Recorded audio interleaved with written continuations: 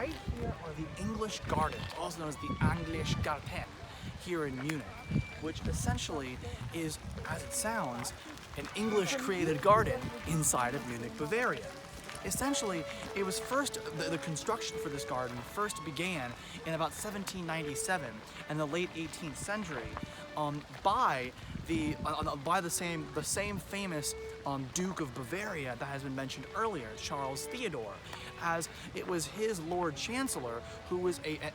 British citizen, an Englishman, who actually had emigrated to Bavaria and began working as a government administrator. And basically, he actually first consecrated the construction of this garden, and because it was created by the English Chancellor or Prime Minister or government executive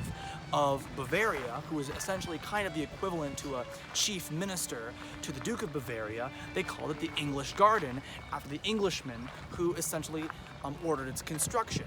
The garden has obviously been renovated and has had some additional maintenance over the past few decades, but it still remained intact. And much of the official structure of the garden, being more of an early Romanticist, late Classical example of architecture and style in an actual botanistic sense, as an example of kind of the